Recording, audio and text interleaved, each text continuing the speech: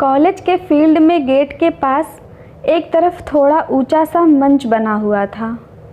छात्रों की एक टोली घास पर बैठी हुई थी। चेयर पर एक आकर्षक और सुगठित शरीर वाला गोरे रंग का लड़का अभय बैठा हुआ था।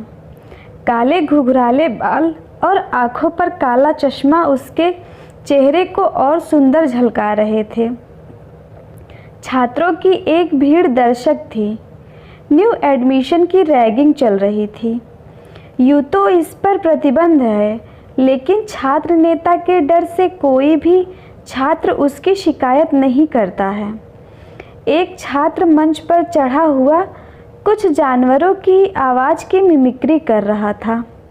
जिस छात्र की रैगिंग हो जाती थी वह भी एंजॉय करने वालों की टोली में शामिल हो जाता था। छात्रों में भय का माहौल था। पता नहीं हमें क्या बनने के लिए कह दिया जाएगा। किसी को मुर्गा बनाया गया था तो किसी से लड़की को प्रपोज करने के लिए कहा गया था। अब एक लड़की का नंबर आया। जीन्स और काले रंग की जैकेट में गोरी सी खूबसूरत लड़की थी। आंखों पर काला चश्मा और हाई हील की सैंडल पहने वह बड़ी स्टाइल से चलती हुई आई। बोलिए क्या करना है? इतना सीधा और निर्भीक सवाल। अभय एक पल को हड़बड़ा सा गया। उसने सोचा था लड़की है, शर्माएगी, इतने लोगों के सामने घबराएगी, मिन्नतें करेगी। तुरंत संभल कर बोला, डांस, आप डांस करेंगी? ओके। अपनी जैकेट उतारकर उसने अभय की कुर्सी के हत्थे पर टांगी और अपने आप मचान पर चढ़ गई। बड़ी उमंग से, बेबाकी से उसने इतने सारे लोगों की उपस्थिति को अपेक्षित कर अपने में ही मस्त मगन होकर गाना लगवाकर डांस शुरू कर दिया। एक बार तो सभी छात्र छात्राएं अपनी रैगिंग को भूलकर उसके साथ ही झूम उठे। गाना बंद होते ही और डांस के खत्म होते ही उनकी तंद्रा टूट गई और ताली बजाकर वंस मोर चिल्ला उठे। ओए, उसकी सुरीली आवाज़ गूंजी, यह कोई मैं परफॉर्मेंस नहीं कर रही हूँ, रैगिंग हो रही है मेरी। आप लोग वंस मोर कर रहे हैं।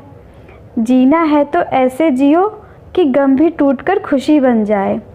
और वह अपनी ज़िंदगी की फ़िलॉसफी झाड़ती हुई मचान से उतरी और सीधी अपना जैकेट लेने के लिए अभय की कुर्सी के पास गई। अभय की कुर्सी के पास खड़े होकर एक पल के लिए उसने अभय की आंखों में देखा और फिर वहाँ से चली गई।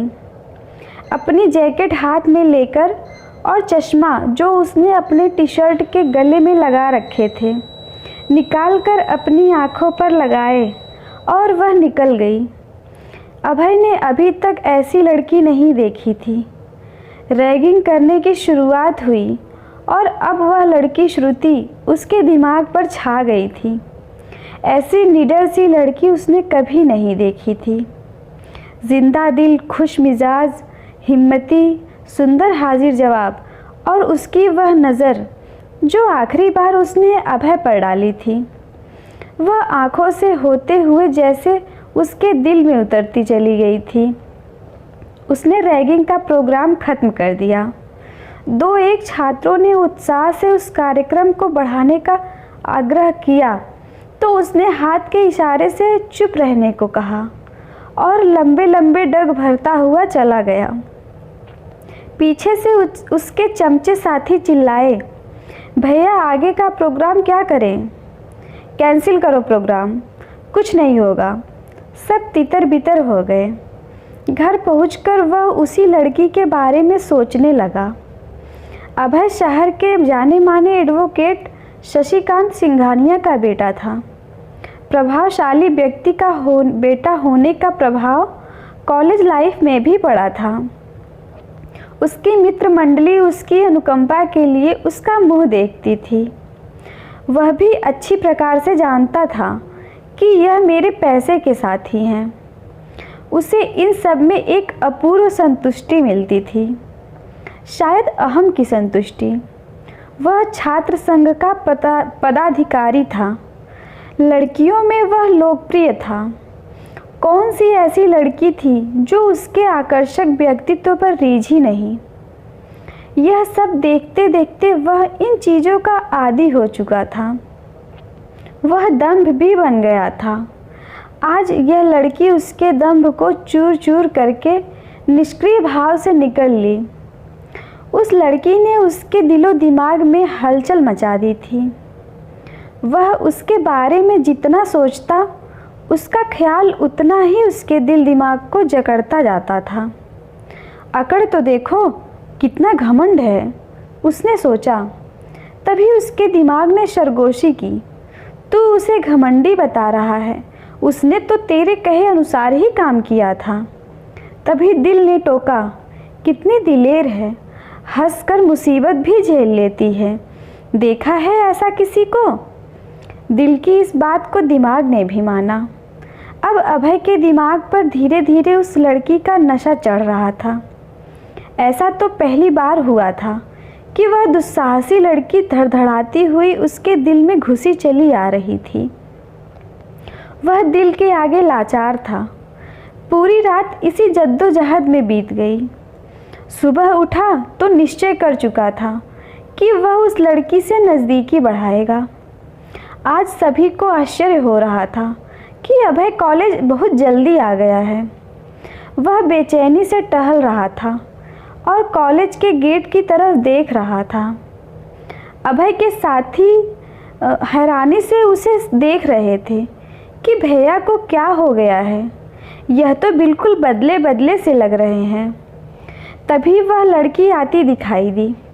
अभय के चेहरे पर हल्की सी मुस्कान आ गई।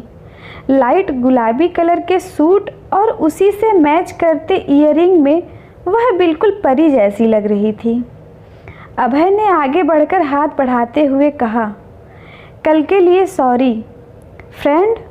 उसने भी हंसकर हाथ मिलाते हुए फ्रेंडशिप स्वीकार कर ली। मेरा नाम अभय है, आपका क्या नाम है? अभय ने हल्की मुस्कान से पूछा। श्रुति, मेरा नाम श्रुति है। मेरे पापा बैंक मैनेजर हैं, इसी शहर में पोस्टिंग है। अभय ने कहा, क्या इस फ्रेंडशिप की खुशी में आप मेरे साथ एक कप चाय पीना पसंद करेंगी?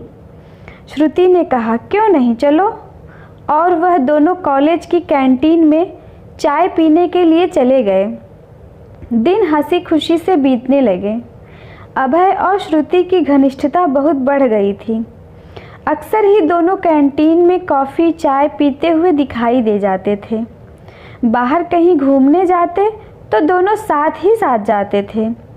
हर कोई यह समझने लगा था कि यह दोनों लोग एक दूसरे से प्यार करते हैं। और अभय दिन रात अपने भविष्य के सपने बुना करता था। अब अभय सोच रहा था कि मैं अपने दिल की बात श्रुति को बता दूं। ऐसा निश्चय करके वह जाता, फिर और ही बातें होने लगती थी। उसकी हिम्मत ही नहीं होती थी। ऐसे करते करते कई दिन निकल गए। आज उसने निश्चय कर लिया था कि आज वह अपने दिल की बात श्रुति से कहकर रहेगा। आज उसने स्पेशल सूट पहना था और एक गुलाब का फूल हाथ में लेकर चल दिया था। आज जब वह कॉलेज पहुंचा और बेसब्री से श्रुति का इंतज़ार करने लगा, तभी एक कार कॉलेज के गेट के सामने रुकी और उसमें से श्रुति उतरी। फिर कार का दरवाज़ा खोलकर एक लंबे कद का बेहद खूबसूरत युवक उतरा। श्रुति ने कहा, मुझे लेने के लिए आ जाना, फिर लॉन्ग ड्राइव पर चलेंगे। उनके चेहरे की चमक और आपस में बातचीत इस बात का संकेत कर रही थी कि वे दोनों एक दूसरे से केवल परिचित ही नहीं हैं, बल्कि एक दूसरे से प्यार करते हैं। उनकी बात से यही प्रकट हो रहा था। जब यह मामला अभय ने देखा तो वह हैरान रह गया। उसे लगा जैसे कोई उसके दिल पर छुरा चला रहा हो, कोई चीज़ टूट रही हो, और गुलाब का फूल उसने वहीं मसल कर फेंक दिया। उसने देखा कि श्रुति को उस युवक ने किस किया और कार में बैठकर हाथ हिलाता हुआ चला गया। अभय को सामने देखकर कॉलेज के गेट के अंदर आती श्रुति हंसती हुई बोली, good morning, how are you? Abhay कुछ नहीं बोला। वह झटके से मुड़ा और क्लासरूम की तरफ चल दिया। श्रुति को हैरानी हुई, अभय कैसा व्यवहार कर रहा है। वह जल्दी जल्दी अभय के सामने आ गई और अभय के कंधे पर हाथ रखते हुए बोली, क्या हुआ अभय? अभय ने उसका हाथ झटक दिया और बोला, कुछ नहीं, बस तुम अब मुझसे मत बोलो। मगर हुआ क्या? श्रुति हैरान थी। कुछ भी नहीं, कहा ना, कहते हुए अभय श्रुति को दूर ढकेलता हुआ वहाँ से चला गया। श्रुति हैरानी से देखती ही रह गई। आज सारे पीरियड्स बहुत बोझिल गुजरे। लास्ट पीरियड मिस करके वह ग्राउंड में एक पेड़ के नीचे बैठकर अपनी किताब को यूं ही उलट पलट कर देखने लगी। उसे कुछ अच्छा नहीं लग रहा था। वह सोच रही थी अभय ऐसा क्यों कर रहा था। वैसे वह इतनी नादान भी नहीं थी कि समझ नहीं पाती वह क्या सोच रहा था।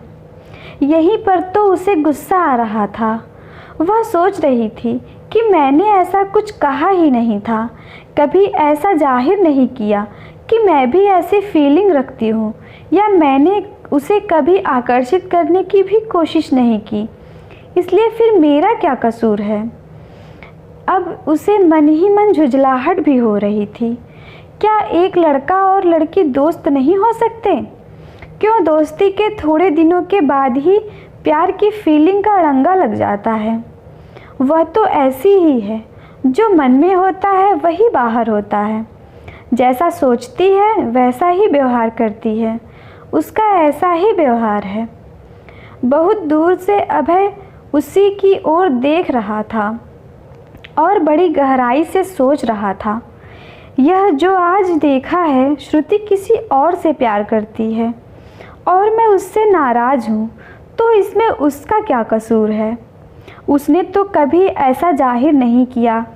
मैं ही अपने मन में प्यार पाले बैठा था। मैं उस पर अपना प्यार थोप कैसे सकता हूँ? पर मैं क्या करूँ, मैं तो उसके बिना अपनी कल्पना ही नहीं कर पाता। ओह श्रुति, मैं तुम्हें इतना प्यार करता हूँ, तुमने तो कभी ऐसा नहीं किया। मैं अपने मन ही मन में तो लिए बैठा था, मैं तुमसे प्यार करता हूँ, पर मैं क्या करूँ, मुझे तो तुमसे बहुत ही प्यार हो गया, पर मैंने क्या जान के थोड़ी किया है। हो गया तो हो गया। उसे अपने पर आश्चर्य हो रहा था कि वह इस पहलू से सोच रहा है। वह तो कभी किसी के बारे में सोचता ही नहीं है। शायद प्यार इंसान को संवेदनशील बना देता है। उसे अपना संसार वहीं सूना सूना और लूटा लूटा सा लग रहा था। वह श्रुति के सामने भी नहीं जाना चाहता था, क्योंकि उसके सामने पहुँचते ही वह अपने को फिर से अपनी रूमानी दुनिया में पहुँचने से रोक नहीं पाता था। लास्ट पीरियड छूट चुका था। श्रुति बहुत ही दुखी, थक गए कदमों से गेट की तरफ चल रही थी। वह थोड़ी ही देर खड़ी हो पाई थी कि वही सवेरे वाली कार आ गई। श्रुति कार के आगे वाली सीट पर उस लड़के के साथ बैठकर चली गई। अभय ने बड़ी मुश्किल से अपने टूटे हुए दिल को संभाला और उसके हाथ से छूटा हुआ गुलाब उसी के पैरों से कुचल गया था। उसकी आंखों में आंसू भरे हुए थे, जिन्हें उसने रुमाल से पसीना पोंछने के बहाने पोंछ डाला था। श्रुति अब तक चुप बैठी थी। कार सड़क पर दौड़ती जा रही थी। अब वह बोली, हमें अपने मम्मी पापा को बताए बिना शादी कर लेनी चाहिए, क्योंकि वह कभी मानेंगे नहीं। क्यों नहीं मानेंगे? अरुण ने कहा। श्रुति ने कहा, मेरा भाई आर्मी में था, वह शहीद हो गया, उन्होंने इकलौता बेटा खो दिया, तब से ही उन्हें आर्मी के नाम से ही डर लगता है। अगर मेरी शादी किसी फौजी से होती है तो उन्हें डर है कि अगर उसे कुछ हो गया तो मेरी ज़िंदगी तबाह हो जाएगी। एक्चुअली उनके मन में ऐसा डर बैठा है कि कुछ कहते नहीं बनता है। अरुण ने समझाते हुए कहा, थोड़ा धैर्य रखो, अगली बार मैं आऊँगा तो उन्हें मनाने का प्रयास करूँगा। अभी तो मेरी छुट्टी खत्म होने वाली है। श्रुति और अरुण झील के किनारे बैठकर शांत मौसम में डूब गए थे। श्रुति और अरुण दोनों ही अपने अपने विचारों में गुम कहीं दूर खोए हुए थे। श्रुति विचलित स्वर में बोली, अरुण, मुझे लगता है कि हम नहीं मिल पाएंगे। अरुण ने उसे अपने करीब लाते हुए पूछा, ऐसा क्यों लगता है तुम्हें? बस ऐसे ही, श्रुति ने ठंडी सांस भरी। अरुण ने कहा, क्या तुम्हें मुझ पर भरोसा नहीं है? श्रुति ने जवाब दिया, भरोसा तो है, पर पल पल भर का तो पता नहीं। उसकी बात काटते हुए अरुण फिर बोला, चलो यहाँ से थोड़ी दूर मंदिर है, वहीं चलकर शादी कर लेते हैं। श्रुति चौंक पड़ी, इतनी जल्दी? अब क्या हुआ? अरुण ने पूछा। बादल घिरने लगे थे। उन्हें पता भी नहीं चला कि कब घटाओं से अंधेरा छा गया। ठंडी ठंडी हवा चली, फिर तब तक बूंदों की बौछार आई। उठो श्रुति, जल्दी से चलो, नहीं तो हम भीग जाएंगे। अरुण और श्रुति वहाँ से चले, मगर अब पानी तेज हो गया था। कार तक आते आते वे दोनों बिल्कुल भीग चुके थे। एक पेड़ के नीचे दोनों खड़े हो गए थे। अब श्रुति को ठंड लग रही थी। अरुण ने अपनी जैकेट उतार कर श्रुति को पहना दी। दोनों कार में आकर बैठ गए थे। श्रुति अरुण से और भी सटकर बैठ गई थी। उन दोनों के बीच ज़्यादा नज़दीकी आ गई। दूरियां सिमटते सिमटते अब खत्म हो गई और वे दोनों अपनी अपनी सीमाएं लांघ गए। होश आने पर दोनों ही सहम गए थे। वर्षा भी थम चुकी थी और तूफान भी। अब शेष रह गया था तूफान के बाद होने वाली बर्बादी का मंजर, जो अभी श्रुति को देखना था। और 2 दिन बाद अरुण चला गया। सब कुछ सामान्य चल रहा था, पर ऐसा लग रहा था कि कुछ घटना घटने वाली है, जिसका अंदेशा श्रुति को पहले से ही लगने लगा था। अरुण को गए हुए 2 महीने गुजर चुके थे। आज उसका फ़ोन ही नहीं मिल रहा था। कई बार ट्राई करने के बाद भी निराशा और झुंझलाहट ही हाथ आई थी। श्रुति के पापा मिस्टर शेखर आज बैंक नहीं गए थे। बैंक में हड़ताल चल रही थी, इसलिए छुट्टी थी। श्रुति के पापा ड्राइंग रूम में बैठे थे। हल्की हल्की बूंदाबांदी हो रही थी, इसलिए चाय पकौड़ी का प्रोग्राम चल रहा था। उसके बाद बाहर घूमने जाने का प्रोग्राम था। तभी डोरबेल बजी। श्रुति ने जाकर गेट खोला तो आश्चर्य में आ गई। बाहर अभय एक रौबदार पुरुष और सुंदर संभ्रांत महिला के साथ खड़ा था। श्रुति अभय ने उनकी तरफ इशारा करते हुए कहा, माय पेरेंट्स। श्रुति ने उन्हें नमस्ते किया और उन्होंने उसे आशीर्वाद दिया। अंदर आने को नहीं कहोगे बेटी? उन्होंने कहा तो श्रुति हड़बड़ा कर बोली, आइए आइए, अंदर आइए। वे लोग अंदर घुस गए तो श्रुति ने देखा कि 2 नौकर गाड़ी से फल, मिठाई, गिफ्ट के पैक उठा कर अंदर ला रहे थे। श्रुति की समझ में ही नहीं आ रहा था कि यह क्या हो रहा है। अंदर आकर उन्होंने श्रुति के पापा मिस्टर शेखर से परिचय का आदान प्रदान किया। यूँ तो वह बैंक में काम के सिलसिले में कई बार मिल चुके थे, पर व्यक्तिगत रूप से आज पहली बार मिल रहे थे।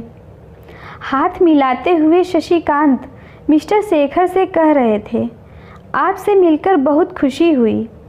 मिसेस सिंघानिया श्रुति की मम्मी से बातें कर रही थी।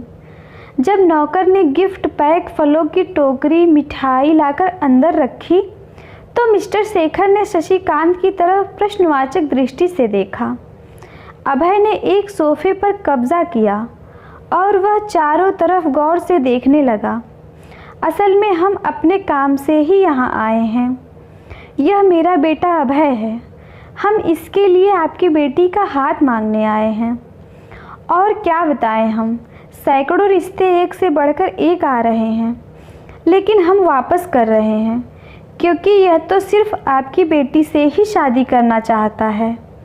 ले देकर एक ही मेरा बेटा है, इसीलिए हम इसका दिल दुखाना नहीं चाहते हैं। एकदम से खुशी की लहर दौड़ गई। इतना अच्छा रिश्ता, वह भी घर बैठे मिल रहा था। शेखर तो एकदम भाव विभोर हो उठे। वह तपाक से बोले, अजी इसमें सोचना क्या, आपसे रिश्ता जुड़ जाए यह तो हमारे लिए सौभाग्य की बात होगी, तो मुंह मीठा कीजिए। इसी बात पर शशिकांत ने शेखर के सामने बर्फी बढ़ाते हुए कहा। मिसेस सिंघानिया ने श्रुति की मम्मी को गले से लगा लिया। अभय का चेहरा खिल उठा था। उसे लग रहा था कि उसे दोनों जहां की खुशियां मिल गई। सबकी खुशियों पर श्रुति की आवाज़ कहर बनकर टूट पड़ी। माफ़ कीजिएगा, मैं यह शादी नहीं कर सकती। उसकी आवाज़ कमरे में जैसे बम बनकर टूटी थी। सभी लोग अचंभित हो गए। मिस्टर और मिसेस शेखर बिल्कुल व्याकुल हो उठे। क्या कह रही हो श्रुति? क्या तुम होश में तो हो बेटी? हाँ, मैं होश में हूँ, इसीलिए तो मैं कह रही हूँ कि मैं यह शादी नहीं कर सकती। श्रुति की ठंडी आवाज़ ने सबके अरमानों पर फिर से प्रहार किया। क्या कमी है हमारे बेटे में? रोष भरे स्वर में शशिकांत ने पूछा। उनके चेहरे पर क्रोध की रेखाएं खिंची हुई थी। सबका चेहरा क्रोध से तन गया था। आपके बेटे में कोई कमी नहीं है, आप लोग बहुत अच्छे हैं, लेकिन मैं यह शादी नहीं कर सकती। अब शशिकांत ने अपनी निगाहें अभय की ओर घुमाई। क्या इसी लड़की से शादी करने के लिए तुम मरे जा रहे थे? यही है वह लड़की, यही है इसका संस्कार जो तुम्हें घास तक नहीं डालती है और तुम्हारा रिश्ता ठुकरा रही है। और इसके लिए तुम दिन रात एक किए हुए हो, खाना पीना छोड़े हुए हो। शर्म आनी चाहिए तुम्हें। चलो और फौरन यहाँ से चलो। इतना कहकर उन्होंने दरवाजे की तरफ कदम बढ़ाए। जैसे डूबता हुआ व्यक्ति एक तिनके का भी सहारा खोजता है, वैसे ही अभय आखिरी कोशिश करने के लिए श्रुति से कह रहा था। कह क्या रहा था? आग्रह कर रहा था। सुनो तो, तुम ऐसा क्यों कर रही हो? क्या बात है, क्यों तुम मुझसे शादी नहीं करना चाहती? मुझ में क्या कमी है? जो वह कहते कहते रुक गया। दरवाजे की तरफ पहुंच चुके शशिकांत ने वापस होकर उसकी बाँह खींची और बोले, चलो यहाँ से, बहुत इंसल्ट करवा ली। उसके बाद सभी एक एक करके बाहर निकल गए। गाड़ी में बैठे, गाड़ी स्टार्ट हुई और वहाँ से चली गई। मोहल्ले के कुछ लोग जो ये नज़ारा देख रहे थे, उन्हें भी कुछ कुछ भनक लग गई थी और अब कानाफूसी शुरू हो गई थी। इस श्रुति के पेरेंट्स, जिन्हें ऐसा लग रहा था कि खुशियों के बादलों में उमंगों के उड़न खटोले में उड़ते उड़ते एकाएक उन्हें कठोर ज़मीन पर पटक दिया गया हो, वे दोनों सदमे में आ गए थे कि अचानक श्रुति को क्या हो गया है। अब ड्राइंग रूम में कलह मची थी। थोड़ी देर पहले जहां प्रेम की अभिलाषाओं, कामनाओं के पुष्प बिखर बिखर कर खुशियों का उजाला फैला रहे थे, वहां अब दुख, विषाद और दुश्चिंताओं की कालिमा ने पूरे ड्राइंग रूम को अपनी मनहूसियत में लपेट लिया था। अब श्रुति के माता पिता उसके पीछे पड़े हुए थे। पूछ रहे थे, क्या बात है, आखिर तुमने क्यों मना कर दिया? हमारी भी तूने इंसल्ट कराई। वह उसे डांट फटकार रहे थे और श्रुति रो रही थी, लेकिन बता कुछ भी नहीं रही थी कि एकाएक उसे चक्कर आया और वह गिर पड़ी। मिस्टर शेखर और उसकी पत्नी घबराकर उसके मुंह पर पानी के छींटे मारने लगे। क्या हो गया आखिर? श्रुति को उठाकर बेड पर लिटाया गया। फिर उन्होंने अपने फैमिली डॉक्टर को फ़ोन करके बुलाया। डॉक्टर ने चेकअप किया और उसके चेहरे पर चिंता की रेखाएं खिंच गई। मिस्टर शेखर ने पूछा, क्या बात है डॉक्टर साहब, क्या परेशानी है? डॉक्टर साहब ने एक नज़र श्रुति की तरफ देखा, फिर बेडरूम से बाहर आने का इशारा किया। बेडरूम से निकलकर सभी लोग ड्राइंग रूम में आ गए और डॉक्टर की तरफ जवाब पाने की उत्सुकता में देखने लगे। डॉक्टर साहब ने कहा, अपना दिल थाम कर सुनिए, इसके आगे की कहानी अगले भाग में। धन्यवाद।